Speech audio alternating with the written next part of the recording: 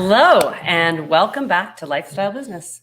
On Launchpad TV, I'm Chris. And I'm Anne, and we are here again from Canada in quarantine, helping to stop the spread of COVID-19 in Canada through our responsible actions. Doing our part. Diligent quarantining. Yeah. We're doing our part. Not just that, but we're stopping the spread because we don't have COVID-19. We got tested and we're clear. So we did. Traveled we up did here get to tested. Canada and we're in good shape. I know, but we are still quarantining. This one got his COVID test and was like, breakdown, go, we can go, no quarantine, let's go rock and have a restaurant meal. But we aren't doing that because in Canada, regardless of your negative COVID test, you quarantine for 14 days. That's right. All right, so we're here quarantining, and then we are going to be preparing to see our family. It's awfully quiet around here. It is awfully quiet. Don't worry. The Driscoll contingent will soon arrive and it will no longer be quiet. But before we get there, today we are going to be speaking with Mike Morey. He is a 20-year veteran of all things political, and he often provides on-air political analysis. So we're excited to invite him to our on-air airwaves today. And looking forward to his perspective on the next couple of weeks, because they are... And tonight. Important, and definitely tonight. Mike, be prepared. That'll be our first question. But anyway, he is going to be coming to us to talk about that and what it means for small businesses, entrepreneurs, and how he sees the biggest issues of the day: COVID, race relations, climate change, impacting 2021 in this political climate, depending on and regardless of how, I might be reading a script, the election turns out. So we're pretty excited to have Mike on. But before we get there, you have some bright news on the Opportunity Zone front. Well, yeah, last week we were sort of down on Opportunity Zones a Debbie little bit. Downer. Debbie Downer. So we wanted to come back and share some exciting news. And I thought this was really cool. We came across this week, a new investment that's been made in an operating company, which is something that we get excited about here. And by the Pearl Fund. Good friend of ours. Yeah, Brian Phillips, who raised...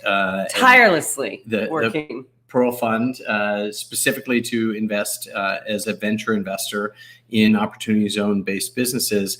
And this business is really cool. It's run by a woman, a CEO named Karen Sorber. She is known as the Tornado Lady. Yes. And it's like this clean tech company. I'm going to try to put this up. I'm also known as the Tornado Lady. Yes, you are. This clean tech company that is let's see how this works with a little screen sharing here. No, I'm not in the picture. That's fine. That's fine. Clean tech company that cleans water mechanically. You know, there's a lot of chemical driven processes, but it's literally by building a box that starts a tornado, and the contaminants go to one side and the clean water goes to the other side. It's based in southwestern Virginia, which is where I have family. And definitely we're benefiting from. So she's like a good kind of tornado. Yeah, benefiting from Opportunity Zone investment in clearly an underserved part of the country for investment like this, for venture investment. So an awesome example of an Opportunity Zone investment in an operating company. No, I think this is exactly right, and I think this is one of the things we're talking about. With our friends at EIG, is how do we make sure that it's like the right tool for the job? And Opportunity Zone investment is fantastic when it's helping to improve infrastructure, helping to create utilities for the communities that they're in, and in general, sort of leveling up where things are at in those communities. Yep. So good win for the OZ legislation. Now let's get a little closer to home. New Jersey. New Jersey. So a couple exciting things going on in New Jersey. I'm going to try to do this. I'll see if I block my face again with our screen sharing. But I wanted to share information about this new EDA grant that's happening. Phase 3 grant, $70 million grant to small businesses and restaurants in New Jersey.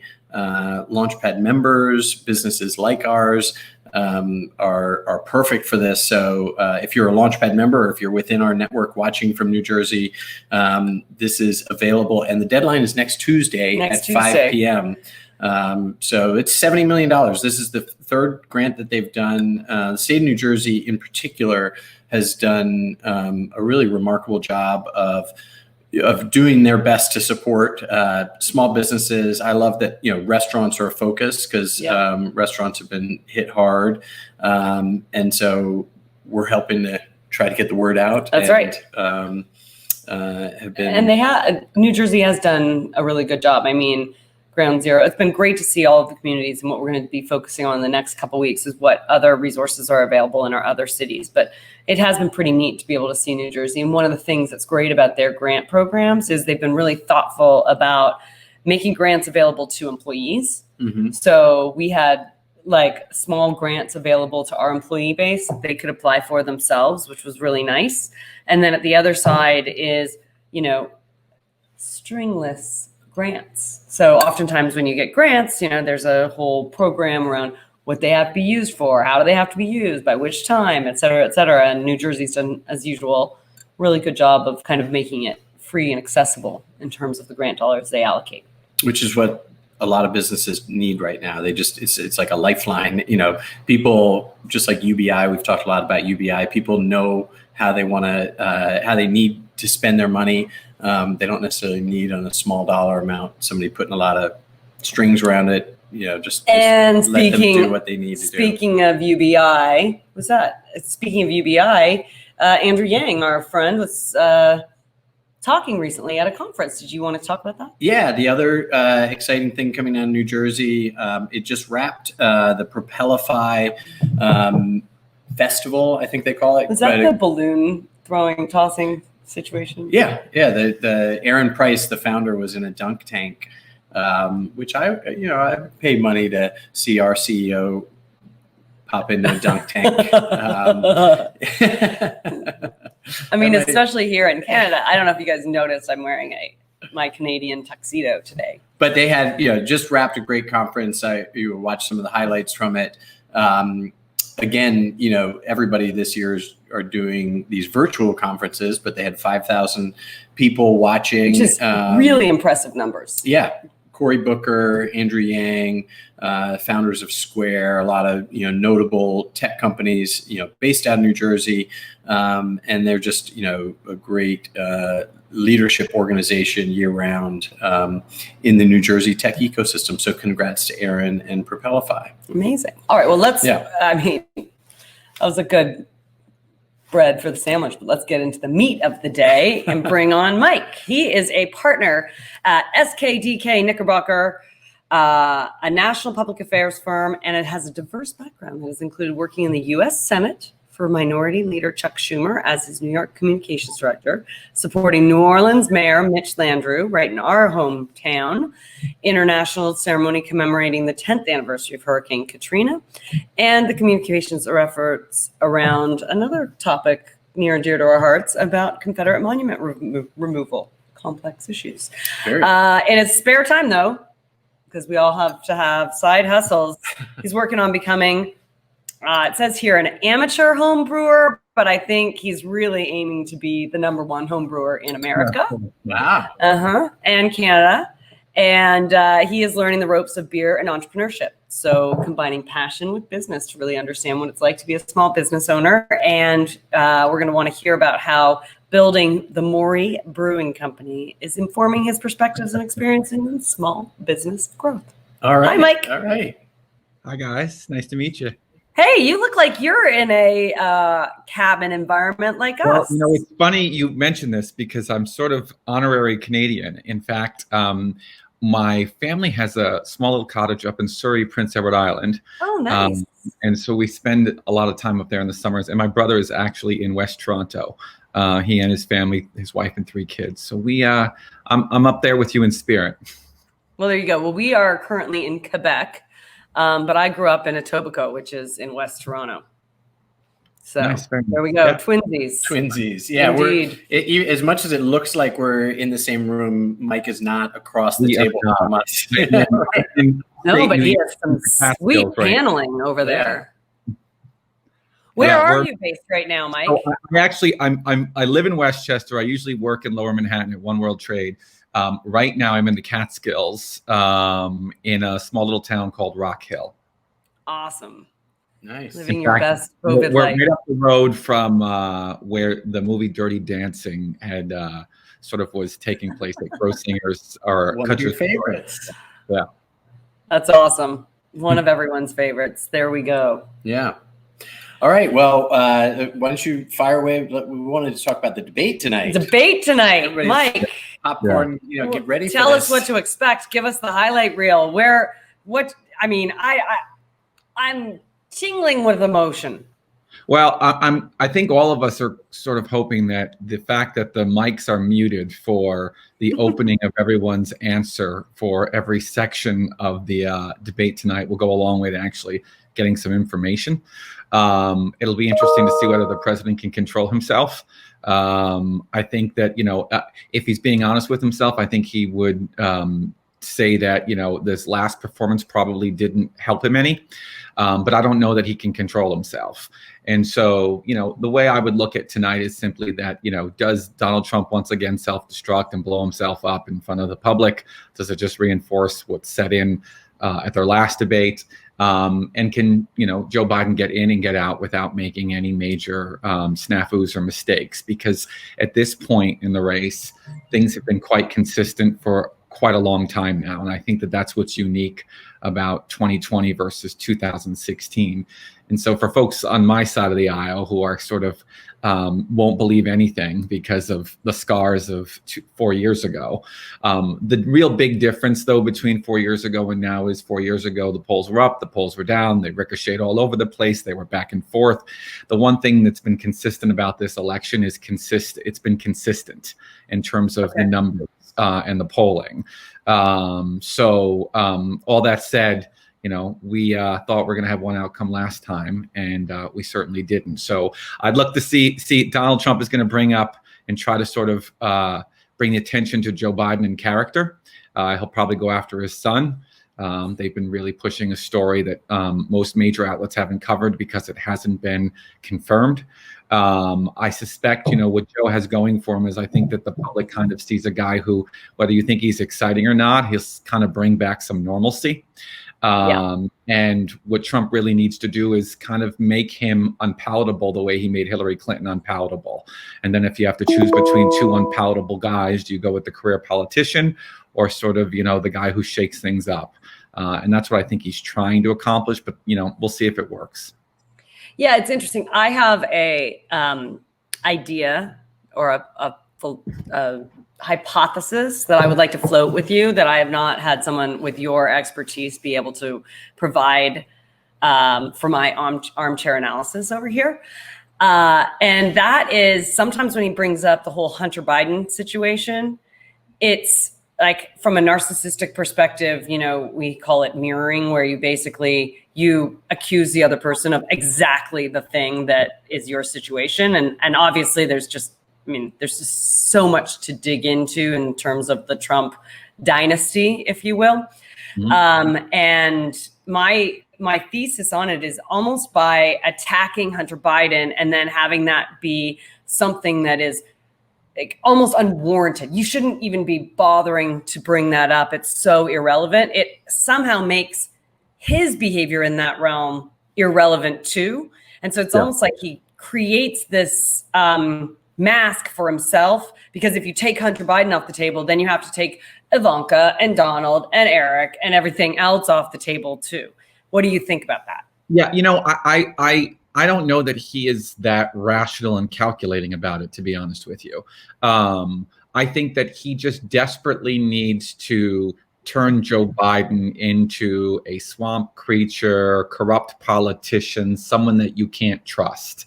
And I don't think he even has given a split second worth of consideration to the conflicts of interest and corruption that exist within the way in which his own family operates in American politics or in international business. And, you know, some folks had said, well, why would he do that? Because Joe Biden, all he needs to do is turn around and talk about some of the business deals that Ivanka has with China or some of the stuff that's going on with the Trump sons. But the truth of the matter is, it's really not a place Joe Biden should go to at all. Because what is most appealing about Joe Biden is simply that he's just a better man. He's a better person. And he's sort of what people kind of would like to just end that kind of behavior. And so to the degree to which, you know, Joe Biden throws back, well, look at Jared, look at Ivanka, look at Don Jr. I mean, it's a losing proposition, and it's not true to form, and it's not true to message for Joe Biden, and I don't think it would serve him any. So I don't think you'll actually see him do that. And I honestly think Donald Trump is even thinking about that this is really cover for the criticism of his own kids. I think it's just a desire to make Joe Biden so unpalatable that people will say, well, then I'd rather go with the lunatic I know. Right. Fair. And then what's been interesting about kind of the way people are talking is that it seems like, and you know, you always look at it through your own lens, but it seems like everyone's saying most minds are made up. And so the debate is a chance for information gathering, and that I would argue we spent a couple months in North Carolina. So obviously it's like a purple state. It's a swing state. It's very significant. I saw plenty of Keep America Great flags on fancy boats out in the water, which is just awesome. Whenever I would see a Biden flag on a good boat, I'd be like,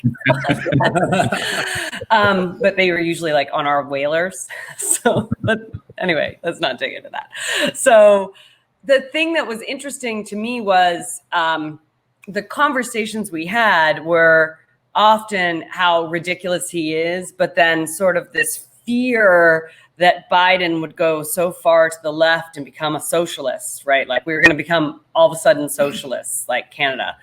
And there were these like fear elements that would come up for that side versus the Democrats, I think, are just so firmly like, that's just crazy town. Whatever we have, whether it was our first choice or not, like I'm on that train. We are acting more like what I would call a traditional Republican approach. And so like, in a way, Biden does have a chance if Trump loses Trump loses it tonight. Biden has a better chance of actually attracting a few of those final on the fence. Maybe I don't like Trump, but my taxes are really good folks to the other side. Yeah. And you know, I think I think most Americans' minds are made up, but I do think there is a good 3 to 5% of America who still sort of says to themselves, you know, this AOC Bernie Sanders thing makes me a little nervous. Yes, he's crazy. Yes, Trump says the most awful things in the world, but he's not going to bring socialism, whatever that really is. And so to the degree to which Joe Biden has not articulated what would seem like a radical agenda in any way, shape, or form, while at the same time, the left has really, really decided, in not just a hold your nose kind of way, but in an existential way, decided that this is our guy and we're going to deliver for our guy, and he is not everything we want. We will have to push and pull him, and we will fight him when necessary when he wins.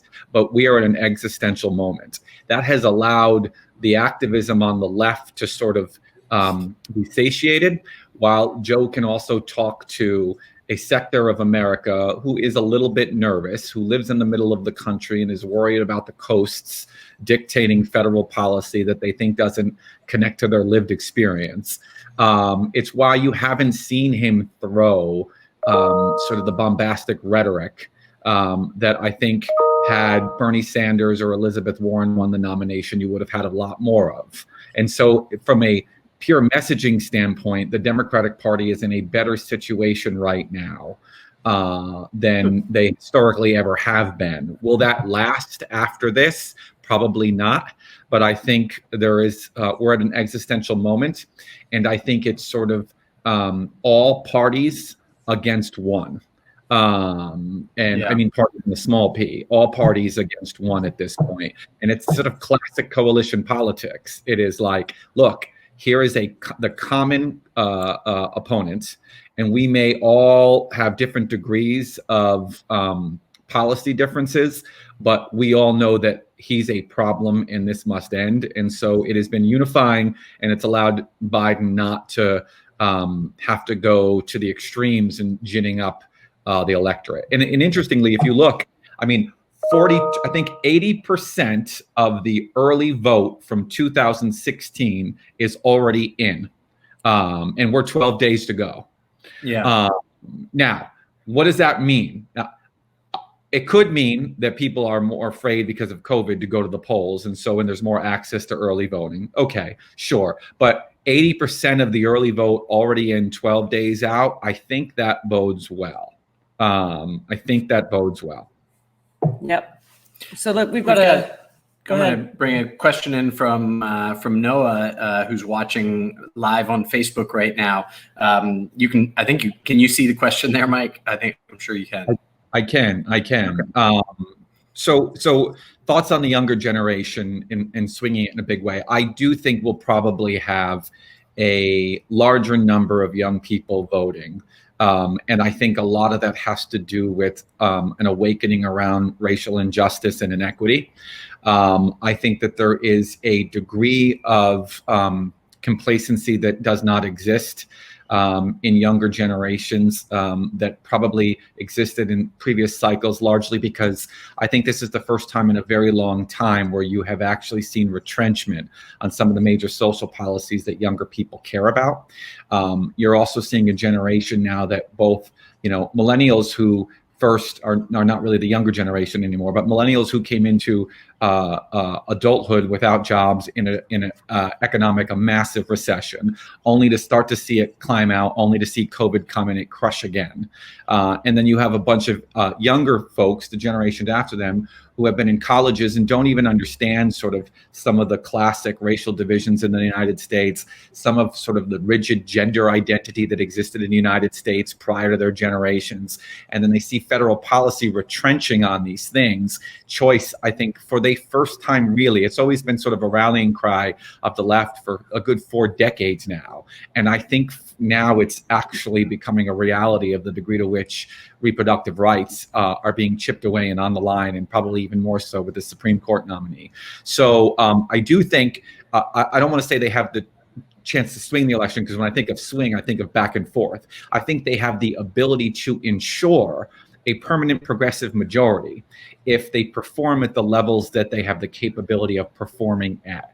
And Joe Biden certainly isn't the most exciting sort of young millennial, progressive younger generation candidate, but there is so much activism with the AOCs of the world, what Bernie Sanders was able to do with the left. I think you're going to see a larger influx of younger first-time voters than ever before, and I think it's because they both want some significant structural change, and I also think for the first time ever they're actually seeing where federal policy could fundamentally change their lives. I also think that it's interesting that you say that, and I feel like the choices around, like, in a way, when Trump first declared his candidacy, a big piece of what frightened us all about it was he's so pragmatic, right? He actually felt like a very normal person who was talked in simple terms, was an alternative. And you're like, I mean, this actually, I could see people jumping on board with this approach. And yet we all knew where it was going to end, right? We knew the end was not going to be a good ending. What's been interesting is throughout his presidency, he has not chosen a moderate approach to things. He has rallied the base around some of these big issues that are really issues that are sort of past their prime, right? So even though Biden represents a different generation, he also represents climate change and racial equity and the need for women's rights. Like, he's not foolish enough to go away from that. And young people are not noticing it, right? And so while Trump is shoring up a base of the older generation, a declining base, yeah. He's actually, I think actually climate change and racial issues are a huge problem for him, because you're looking at an entire generation of people that are saying, you guys screwed up the climate for us. We now are inheriting this and we have to figure it out. I am not going to support a candidate who doesn't admit that climate change is actually here and at our doorstep. Yeah, it's interesting. This kind of really was driven home to me just about 3 weeks ago. I have a 13-year-old at home, and my wife's lease is about to be up on her car, and we're going shopping for a car. And he is unequivocal that it has to be an electric car. And at first it was kind of cute. And then, we're like, well, Zach, we travel to PEI in the summer. It's got to make sure we can pack the car, get everything up there. Is there a car that can do? And it wasn't him being cute. He was deadly serious with us. And he had looked at me and says, this is 13. He says, no, this isn't, you're fine. You won't be here. I will. You cannot get a gas car. There are electric cars. You cannot get a gas car because I'm the one who's going to be left with the burden. And it kind of, that sort of sense of responsibility and the omen that these younger people are seeing right now, that if we don't make significant structural changes to the way we live and act, they're just not having it. And this wasn't just the kid being funny. I want this cool car. Why don't you get it? He was deadly serious with us in an emotional, impactful, I need you to hear me kind of way. And the Trump campaign and Trump just doesn't get that that's where America is. That's where new entrants into the electoral process are. They don't get that when you go to Georgia nowadays, Georgia has a wildly expanding Black middle class. It's a diverse state now. The population that Donald Trump talks to is no longer the majority of a place like Georgia. But yet he continues to talk to an audience that is getting smaller and smaller and smaller. And it's a losing strategy electorally. And it's just folks who sort of, it's a population that doesn't see things in many ways that are staring them straight in the eye. All right. So let's step into the future where Biden and Harris are have been elected. So we are moving forward. What's your recommendation for them in terms of how they approach the transition, how they think about rallying the country around these ideas and heal where we are as a divided nation? So, the very first thing, first policy has to come first. And the very first thing that they're going to have to do is immediately get their hands around an appropriate, rational, sophisticated, comprehensive pandemic response. Everything rests on a pandemic response. We're staring down at a third wave of infection in the United States right now that is coming at a time when people are completely and utterly fatigued from quarantine, from working from home, from not having access to the same jobs they had before. So the minute the election is won, they have to start the process of, at least from it, first, before they have the levers of power and the government at their hands, they got to at least begin taking over the public dialogue around what's necessary to actually address and sort of start encouraging and compelling people to do their part with shared sacrifice. But they're also going to need to quickly get the country unified on a response.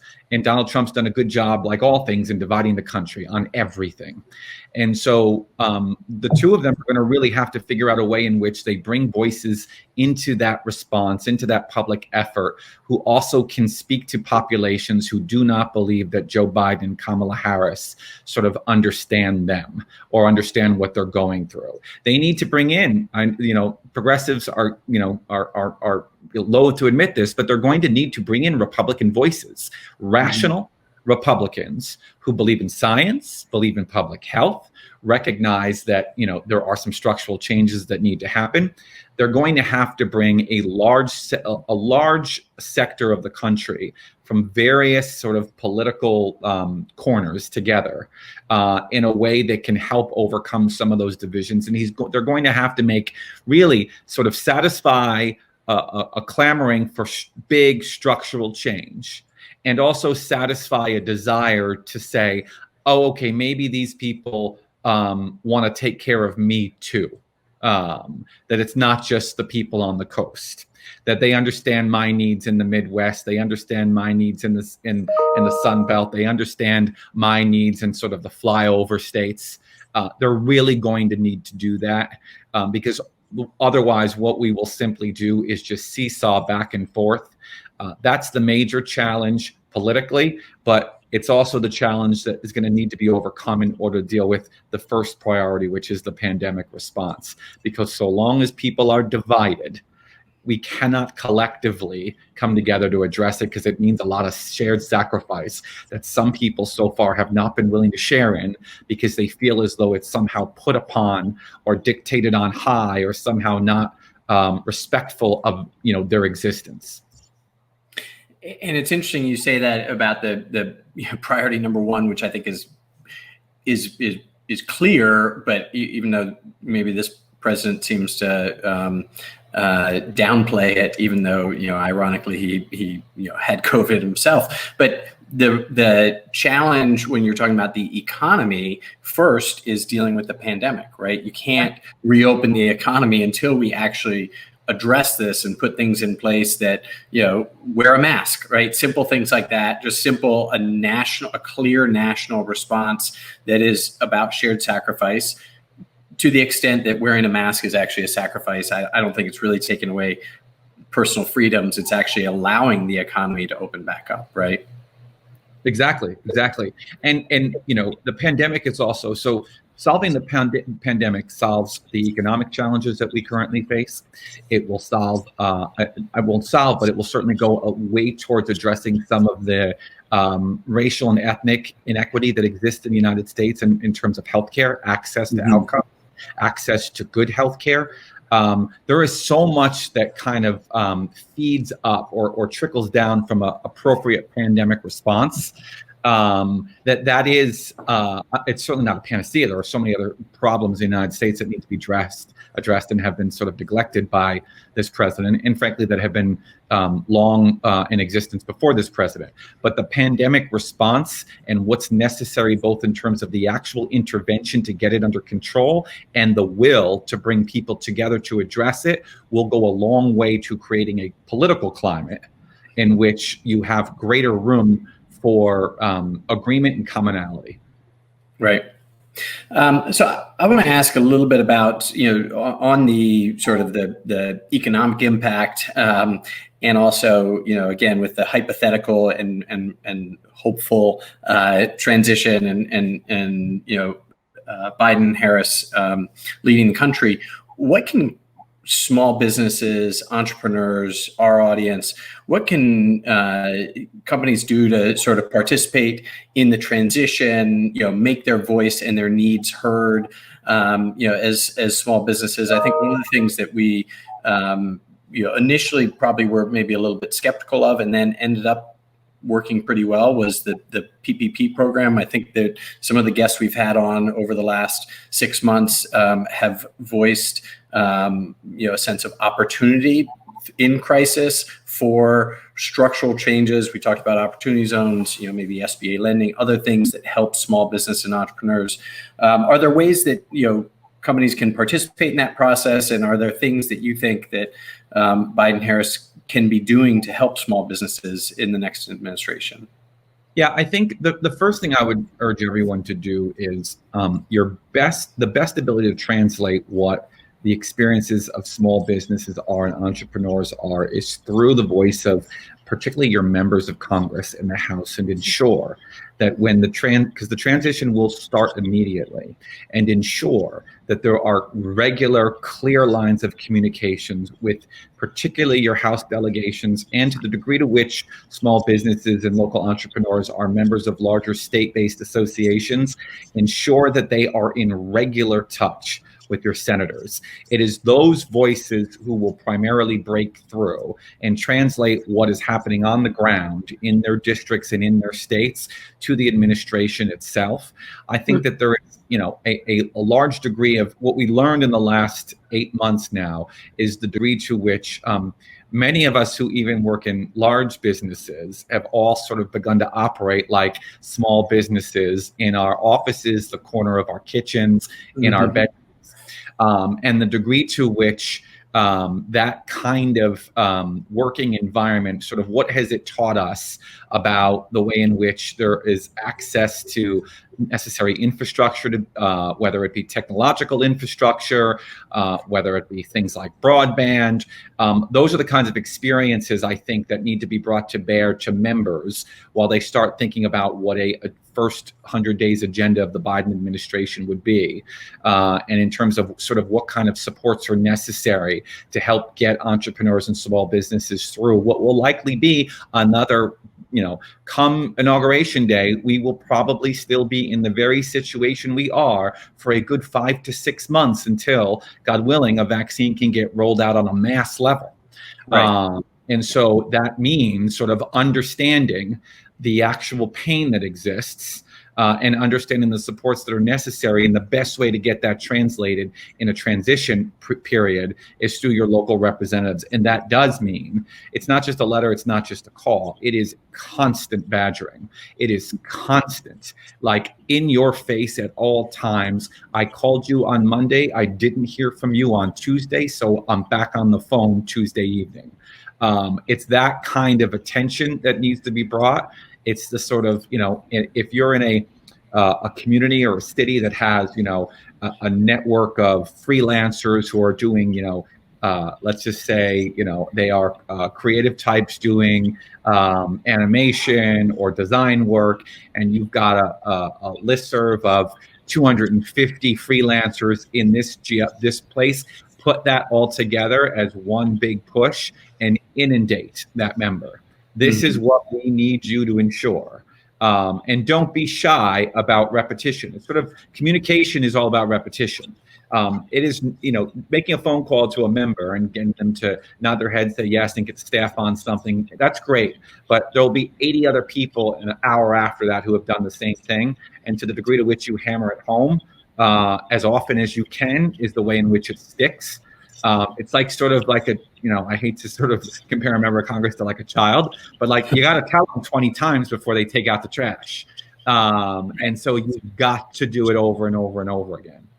Well, it's interesting. I mean, I think oftentimes we bring people in different voices from diverse sectors of our economy, right? And that is a lesson for an entrepreneur, whether it's talking to your senator or talking to a customer or telling your story, is that notion of repetition, telling it in different ways, making sure it happens. And what was interesting during the PPP rollout was because people did not get critical funds through the process that it was actually rolled out, they became loud and consistent voices that pushed, and we were pushing. And what we noticed was, Marco Rubio's doing a session for all of EIG about, how this is going to be this great program. And we're like, you don't understand. Nobody has a banking relationship. Right. The vast majority of people who need PPP don't have banking relationships, right? They're like, what are you talking about? Everybody has a banker. No, because they only hear the voices of those who are organized. They only hear the voices of those who have staff. They don't hear that voice of that small business owner. And we were hearing that. We're going to have the same fight when it comes to forgiveness. They're like, well, you're not going to achieve forgiveness because you had to lay off staff. And that was the requirement. And we're like, well, great. If you're a law firm and you decided to lay off staff, then you didn't follow through on the PPP. If you're a small business who closed your doors and therefore had to lay off staff. Yep. You are now eligible to have to pay back a loan that basically made you be able to survive those 2 months, and now you're fucked, right? And so you're kind of like, the voice of the small business owner is so hard to break through because they don't have the time, they don't have the volume, and they don't have the platforms. And I think that's my shout out to the Launchpad community, is we are only as strong as we are when we are together, and when we are saying the same consistent message to all of our folks and repeating that over and over and over again until someone hears it the way they hear it from those who have budget and organized. And that's why people put money into lobbying, right? Because they can spend time on the Hill. They can talk to the representatives. They can show up in their offices. And so I think we should learn the lesson as the small business owner to do that. Yeah, and I would say two other things is, so the campaign will put together a transition team, all of whom have responsibilities for various sectors of the transition itself. Those sections of the transition team will get built out. There will be access points developed. Some of them will be filled with members. Some will be from outside experts. So you need to track and see who is assigned to what, who's responsible for what in a transition. And I would say to your community, the target is not necessarily Washington, D.C. and Capitol Hill. It is your members' local offices. In fact, the Capitol Hill gets inundated all the time with special interest, half of them that are not part of their own electoral constituency. So you have members in New York who are on judiciary hearing from people in Kentucky. And guess what? The people in Kentucky don't actually make a determination whether that member from New York goes back to Congress. Who does? People from New York. So it is a lot more effective to do your advocacy and outreach to your local offices, to the members' local office, local team, because they're the ones who have a better sense of the politics of pressure in the geographies that determine whether members get reelected or not. Interesting. I like that. The politics of pressure. And you voice your concerns, what you want to advocate for locally, and then they'll run it up the chain in the right way. Yeah, and they'll know. They'll have the best sort of weather vane for the degree to which this needs to be dealt with. They'll be the ones telling the boss, like, we have a problem. We need to deal with this. Right. I know you've got a couple last questions. I've got one I wanted to ask because your last comment sort of brought it up around, the PPP loan and the way that rolled out. I'm just curious if you have thoughts on why would the Republicans have stalled and not be passing a second stimulus now? It just seems like the politically smart thing to do, to be taking care of people on this, third wave, and as people are struggling right before the election. It just seems like an easy win. Why didn't that happen? So, unfortunately, I think it's just pure politics. I think that Mitch McConnell in particular sees what's about to happen. And if things stay, unless there is a major shake to what the trend currently is, Mitch McConnell has a better than 50% shot of losing control of the Senate. And I would say to you that, a better than 80% chance that Donald Trump won't hold the White House. What that means is that the Republicans are going to need some sort of lever for the next 2 years to get back into power.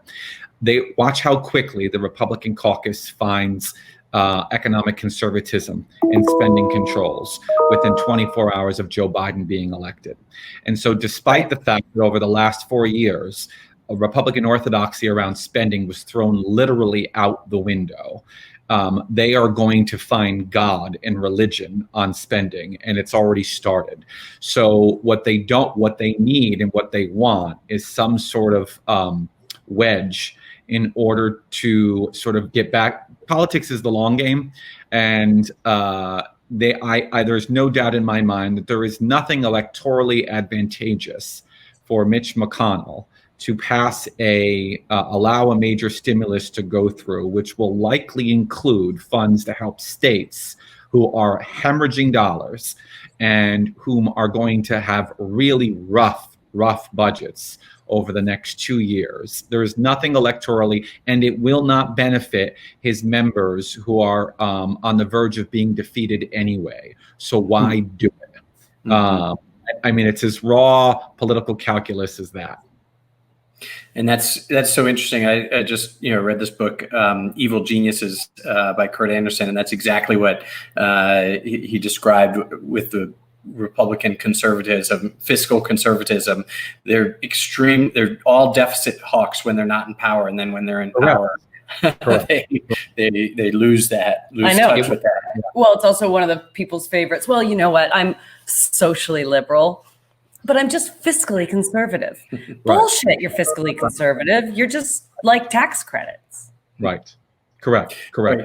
That's it. All right. We're sort of nearing the end of this. It's been awesome to have you. Yeah. Do you have a couple quick hits? A quick hit. Yeah. All right. Well, Biden or Trump? Who's going to win? I'm afraid to say it out loud, but I think Biden. Thank God. I wouldn't have let you go if you didn't say that. Democrats or Republicans in majority in the Senate? I think the Democrats are going to get a majority. All right. And any other predictions? How about this? If that plays out, is smooth transition? I think the thing everyone should watch closely and hold their breath on is the results in Florida. Florida is the only real state that counts ballots before election day. So the result from Florida at 8 o'clock will have all the early votes counted. If Joe Biden wins Florida in a way that can be called in a short amount of time, it is game over. Biden has won. If it's not clear that Joe Biden won Florida and it's tight and it can't be called, we'll probably have to wait a couple of days to figure out, because many of the other states don't begin to count the early vote until the polls close on election day. So there's a massive lag. The problem there will be that Democrats will win the early vote, Republicans will win the day of vote, and then Fox, MSNBC, CNN have to really think deeply about the way they report the results that night, because you will have a man at 1600 Pennsylvania Avenue who will declare victory based on the data from the day of. And then when the real data comes in and shows he didn't win, every conspiracy theory you could ever think of will get thrown about how this was stolen from him. Is there a shot that we win day of? There is. Florida's That's what key. I'm looking for. Florida's key. Yeah. Interesting. Okay. That is great. Wow. I feel like I learned a little bit of civics 301 or maybe advanced civics. So I hope everybody else did. I know my Canadian family watching has learned something a little bit about America. So that's good. Conversations about politics are with my sister-in-law in Toronto. She's like, it's just not as interesting up here. It's not. Well, this was great. Thank you so much. Mike, thank you so for much. having me. I really appreciate it. You guys are doing great work. So keep it up. And hopefully we'll all be toasting on November 3rd.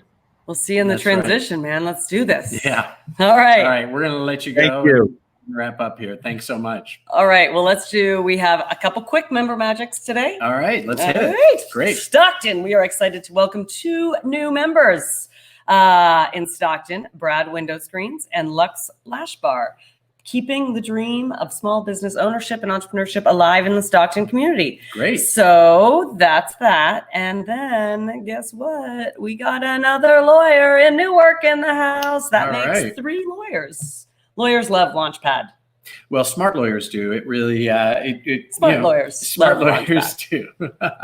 Todd specializes in bankruptcy law.